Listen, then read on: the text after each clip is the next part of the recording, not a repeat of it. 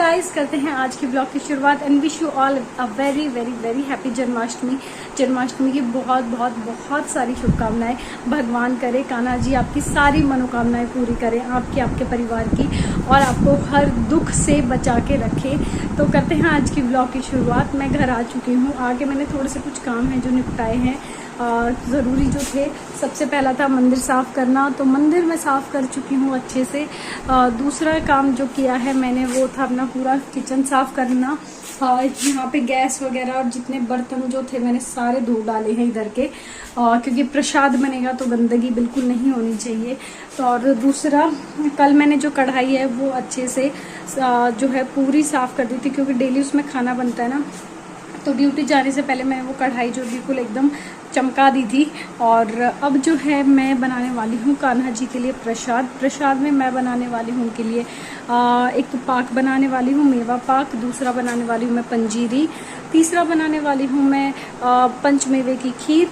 और उसके बाद जो मैं बनाने वाली हूँ और पंचामृत हो जाएगा। और शाम को बनाएंगे आलू की सब्जी और पूरी, मतलब अगर घर वाले खाएंगे तो उनके लिए बिना प्याज वगैरह की, लहसुन की जो है सब्जी बनाऊंगी मैं। आलू की सब्जी और पूरी देखती हूँ, मतलब पक्का नहीं कहती बट हाँ मोस्ट प्रोबेबली यही बनाऊंगी। तो करते हैं तैयारी खाने की। और घर की हालत आप लोगों को पता है बहुत बुरी हो रखी है, इसलिए जितना मेरे से हो सकता है भगवान का नाम लेके कि भगवान जी इस बार के लिए माफ़ करना, घर थोड़ा गंदा है। जितना अच्छा हो सकता है मैं कोशिश करूँगी कि अपनी जन्माष्टमी जो है वो अच्छे से सेलिब्रेट करूँ। तो चलिए बस करते हैं शुरुआत, और अभी चलते हैं पीछे किचन में और बनाते हैं कान्हा जी के लिए प्रसाद। और बाकी अब बातें मैं कंटिन्यू करूँगी आप लोगों के साथ वॉइस ओवर में। तो जी यहाँ पर सबसे पहले मैं प्रसाद में बनाने वाली हूँ पंजीरी। उसके लिए सूखा नारियल जो है वो यूज़ करने वाली हूँ मैं। अब आप पंजीरी बहुत तरह की बनती है, सबके अलग अलग तरीके होते हैं। यहाँ पर मैं धनिया वाली पंजीरी बनाने वाली हूँ।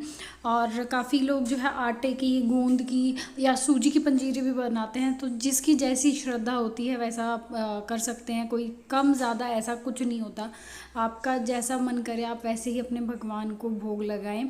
ठीक है, मेरे से जितना होता है मैं उतना कर लेती हूँ। तो यहाँ पर जितना जो बना रही हूँ मैं वो आपको कंप्लीट प्रोसेस में दिखाऊंगी कि कैसे क्या बना रही हूँ, क्योंकि व्लॉग का मतलब यही होता है कि यार जो मैं दिन में जैसे मैं रहूँ या जो भी मैं कर रही हूँ मैं आपको वो चीज़ें शो करूँ, वो चीज़ें मैं आप लोगों को दिखाऊँ, तभी तो व्लॉग देखने में मज़ा आता है। तो यहाँ पर मैंने नारियल को कस लिया था। अब यहाँ पर हैं ये मखाने, जिनको मैं हल्का सा ड्राई रोस्ट करूँगी।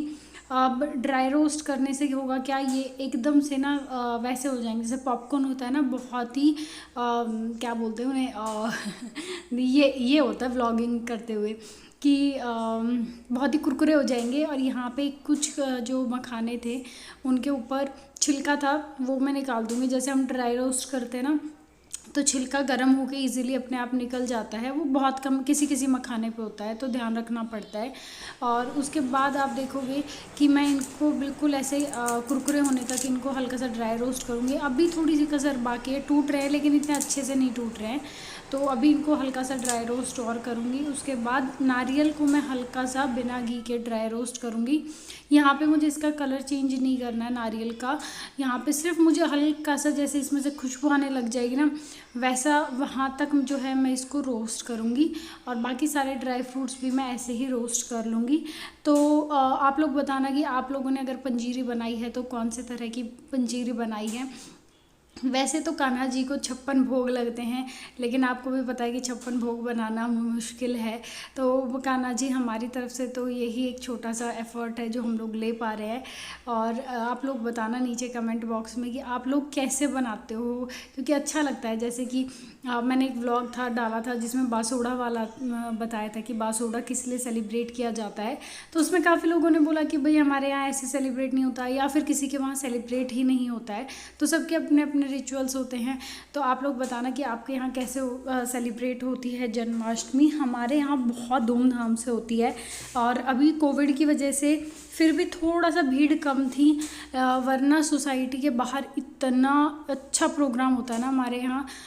हमारी सामने सोसाइटी है, उसमें मंदिर है, एक छोटा सा मंदिर है, वहाँ बहुत अच्छे से प्रोग्राम करते हैं। मैंने 2 जन्माष्टमियाँ यहाँ पर मनाई हैं अपने घर में, और इतने अच्छे से पूरा वहाँ पे डेकोरेशन होती है, सेलिब्रेशन होता है, डांस होता है, और राधा कृष्ण जी बनकर आते हैं तो वहाँ पे राधा कृष्ण जी डांस करते हैं, तो बहुत बहुत सुंदर होता है, बहुत ज़्यादा सुंदर। और यहाँ पे अब जो है मैंने यहाँ पे जो मगज जो थे उनको भी घी में हल्का सा फ्राई कर लिया था, बातों बातों में आप लोगों को बताना ही भूल गई मैं। मगज को हल्का सा घी में फ्राई कर लिया था, और फ्राई होने के बाद आप देख सकते हो कैसे थे वो। और यहाँ पर मैं सूखे धनिए को, आपके पास अगर साबुत धनिया है तो आप उसे भी पीस के ड्राई रोस्ट कर सकते हो। मेरे पास साबुत धनिया नहीं था तो यहाँ पे पिसा हुआ धनिया था, मैं इसी को ड्राई रोस्ट करूँगी। और ड्राई रोस्ट करते हुए ध्यान रखना इसको, इसमें इसका कलर चेंज हो जाएगा धनिए का, ग्रीन से ये हल्का हल्का ब्राउन होने लग जाएगा और एक बहुत ही अच्छी खुशबू आएगी। तो जलाना नहीं है, बस यहाँ तक ही ड्राई रोस्ट करना है, हल्का घी डाल के रोस्ट करना है। और अब मैंने ली है थोड़ी सी बूरा, और ये जितने भी मैंने ड्राई फ्रूट्स को रोस्ट किया था सारे ड्राई फ्रूट्स जो है मैं इसके अंदर डाल दूँगी, और बस ही हो जाएगी हमारी पंजीरी तैयार। और बाकी मैंने आप लोगों को बताया था कि क्या क्या बना रही हूँ मैं। और जन्माष्टमी का तो आप लोगों को पता होगा ही, जन्माष्टमी हम लोग किस लिए सेलिब्रेट करते हैं कि कृष्ण जी का जन्म हुआ था। और कृष्ण जी का जन्म जो हुआ था वो उसके कारण तो बहुत हैं, लेकिन जो सबसे मेन कारण है वो है कंस वध के लिए हुआ था, कि कंस की मृत्यु जो है वो कान्हा जी के हाथों लिखी हुई थी, तो इसलिए कान्हा जी ने जन्म लिया था। और एक कहानी और बताती हूँ मैं कि राधा का नाम कान्हा जी के साथ क्यों जोड़ा जाता है। वैसे तो लोग कहते हैं कि भाई कभी जो है मीरा ने कहा कि मैं भी तो कान्हा की भक्त हूँ, तो राधा ने कहा कि हाँ तुम भी भक्त हो, तो मीरा कहने लगी कि आप ही को क्यों माना जाता है, सबसे उच्च स्थान क्यों दिया जाता है राधा जी को कान्हा के भक्तों में, और उनको उनकी प्रेमिका के रूप में क्यों पूजा जाता है। तो ये सवाल मीरा ने कान्हा जी से किया, तो कान्हा जी ने कहा तुम राधा जी से मिलो तो तुम्हें पता चलेगा।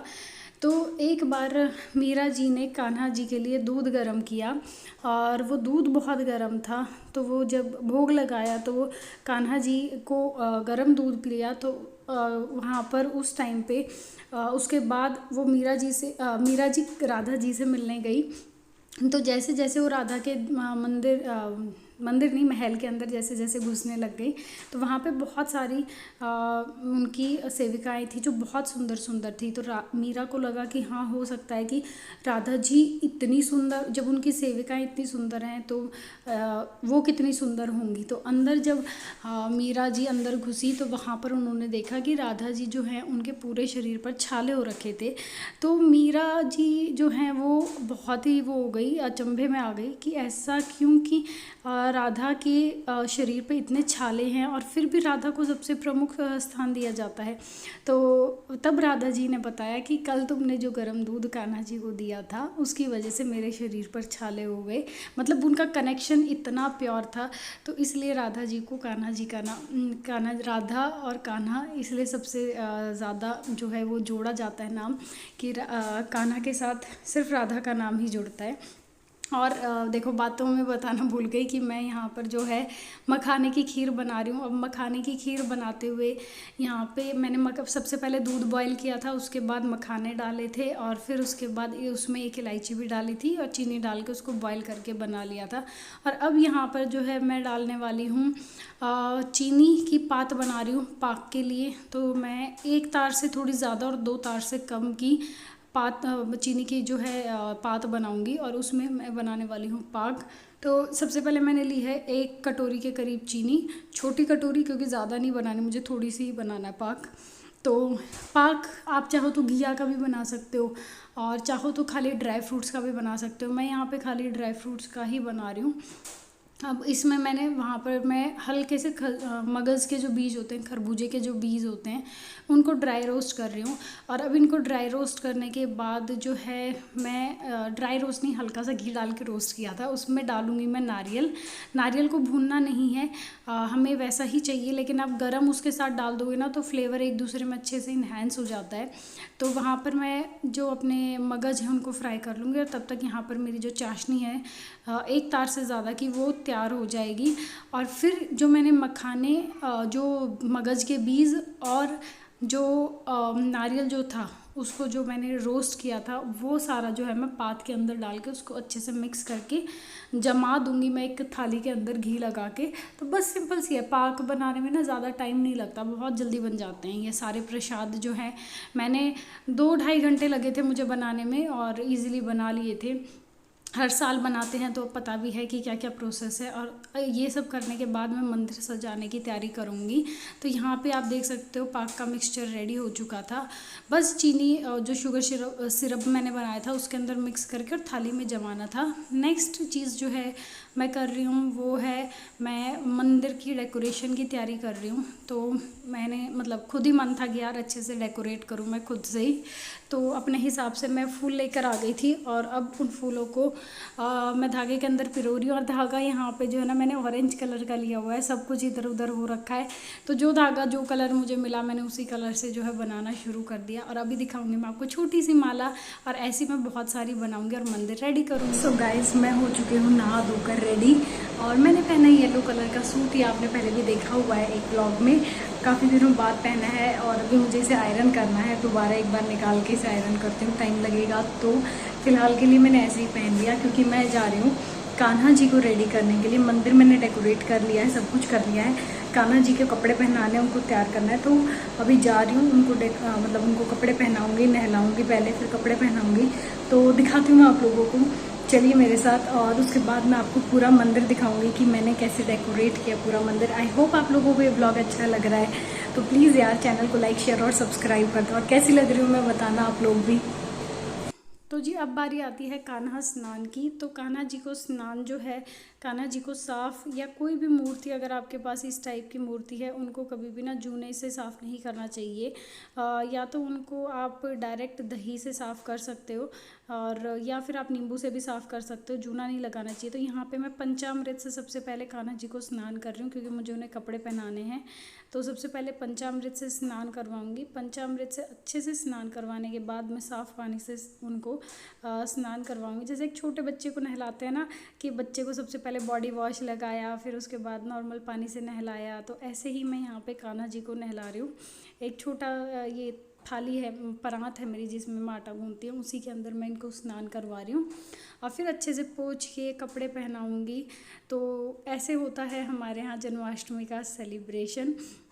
और कान्हा जी को स्नान ज़रूर करवाना चाहिए इस दिन, साफ़ सुथरे रख के। और फिर उसके बाद अच्छे से श्रृंगार करके, वो इतने अच्छे लगते हैं ना, मन खुश हो जाता है देख के सारी चीज़ें ना। और फेस्टिवल जैसा आप अपने बच्चों को सिखाएंगे वो वैसा ही सीखेंगे। ये सारी चीज़ें मैंने अपनी मम्मी से सीखी हैं, क्योंकि मम्मी हर साल ऐसे ही करती हैं, कान्हा जी को स्नान करवाना। चाहे वो नवरात्रे भी हुए, नवरात्रों में भी आने वाले व्लॉग्स में, अब जैसे नवरात्रे आएंगे, पहले श्राद्ध आएंगे फिर नवरात्रे आएंगे, तो नवरात्रों में भी मैं दिखाऊंगी कि मैं क्या क्या करने वाली हूँ और कैसे कैसे मैं नवरात्रों की पूजा करती हूँ। तो यहाँ पे कान्हा जी को मैंने अच्छे से स्नान करवा दिया, और अब उनको मैं एक छोटे से तौलिए से साफ़ कर रही हूँ, पोंछ रही हूँ। उसके बाद पहनाऊँगी मैं कपड़े। तो यहाँ पर पोंछने के बाद अब मैं कान्हा जी को जो है कपड़े पहना रही हूँ, फिर उनका करूँगी मैं श्रृंगार। तो ये ड्रेस जो है मैंने आपको हॉल वीडियो में दिखाई थी, कि जन्माष्टमी वाले दिन आपने मेरा हॉल वीडियो यानी कल वाली वीडियो में अगर आपने देखा हो तो उसमें देखा होगा कि सुंदर सी ड्रेस जो है मैं लेकर आई थी कान्हा जी के लिए। ये सारी चीज़ें मैं आपको हॉल वीडियो में दिखा चुकी हूँ, और अब आने वाले टाइम पे ना मैं जितने भी हॉल वीडियोस किया करूँगी मैं सारे आप लोगों को दिखाया करूँगी कि क्या क्या ख़रीदारी की है। अब तो धीरे धीरे जो घर है वो भी समय मतलब पूरा तो नहीं हुआ है, लेकिन हाँ इतना हो जाएगा कि मैं एक जगह बैठ के शूट कर पाऊँ। तो यहाँ पे मैंने कान्हा जी को ड्रेस पहना दिया है। लोग वहीं बैठे रहो बेटा, आ गई मम्मा, आ रही हैं, अभी आ गई। तो गाइज अब मैं बनाने जा रही हूँ पूरियाँ, और कुछ पूरियाँ बेल चुकी हूँ, सब्जी बना चुकी हूँ। फिर उसके बाद बरिश्ता को करेंगे रेडी और जाएंगे हम लोग मंदिर दर्शन करने के लिए। और सबसे पहली पूरी बनने वाली है कान्हा जी के लिए, छोटी सी पूरी ये बनाऊंगी। और आपको इयररिंग्स पहनने हैं, और भी पहनाऊंगी आपको इयररिंग्स। तो सबसे पहले खाना बनाते हैं, और फिर उसके बाद ज़्यादा कुछ नहीं रहेगा। प्रसाद ऑलमोस्ट मैं सारा बना चुकी हूँ। क्या? हाँ, प्रसाद ऑलमोस्ट मैं सारा बना चुकी हूँ, सिर्फ माखन मिश्री रह रखा है, बाकी सब कुछ बन चुका है। तो जल्दी जल्दी खाना बना लेते हैं और उसके बाद करती हूँ आप लोगों से बातें।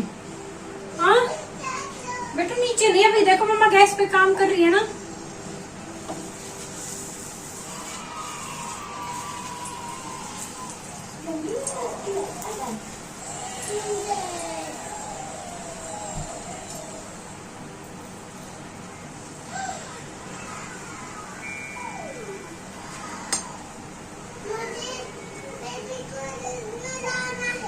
बेबी ने तो नाई नाई कर ली।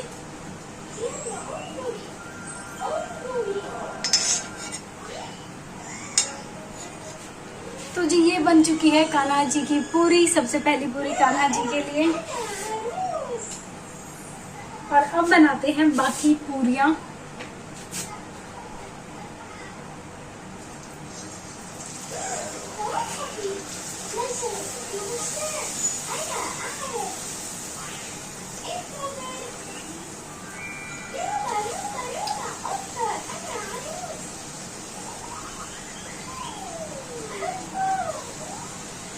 तो गाइस खाना बना चुकी हूँ मैं, और अब जो है आप लोगों को दिखा देती हूँ मंदिर की डेकोरेशन, कैसे मैंने डेकोरेट किया।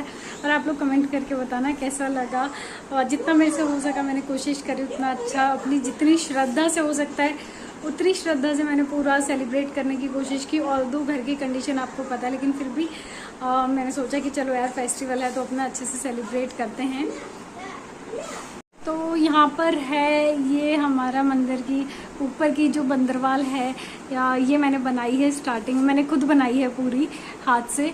और बताना कैसी लग रही है। और उसके बाद दिखा देती हूँ कान्हा जी कैसे लग रहे हैं। तो यहाँ से हो जाता है हमारे कान्हा जी का आसन की डेकोरेशन स्टार्ट।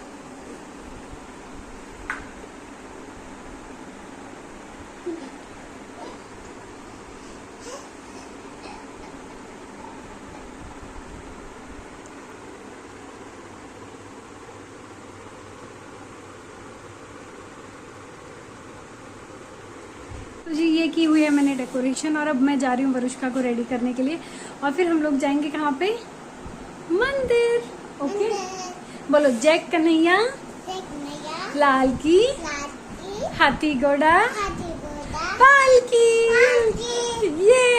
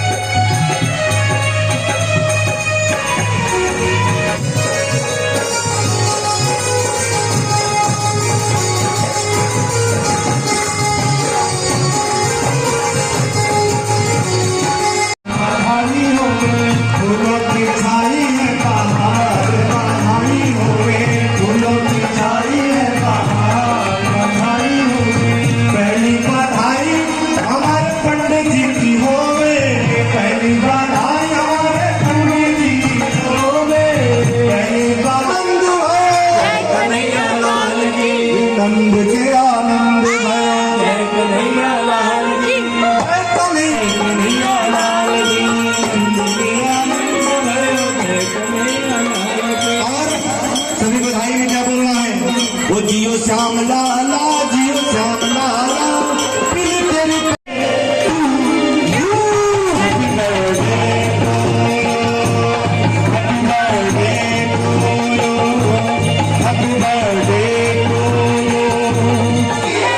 नंद के लाला की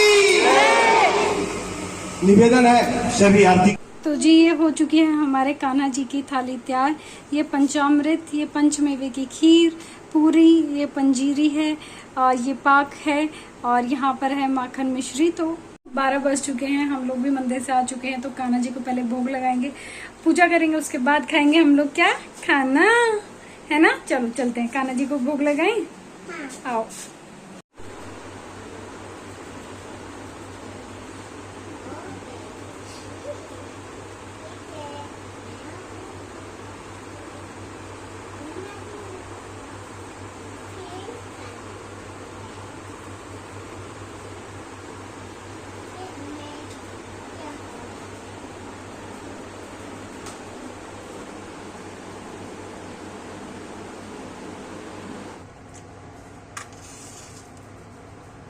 Shri Krishna Shri Krishna Shri Krishna Shri Krishna Shri happy Krishna Shri birthday to Krishna. You.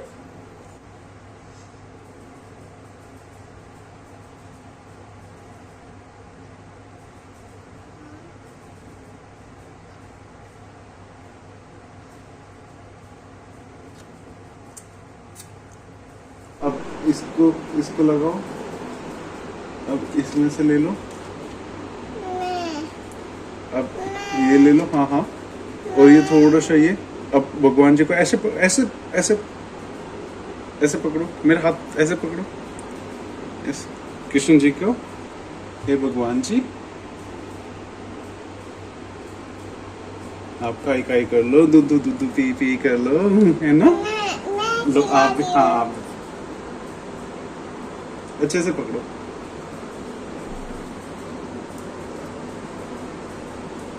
Yes thank you. केला तू खाई खाई करा दी भगवान जी। और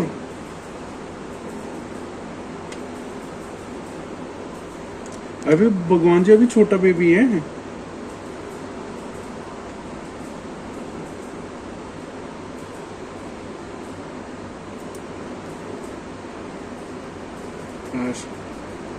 तो गाइस करते हैं आज का व्लॉग यहीं पर खत्म।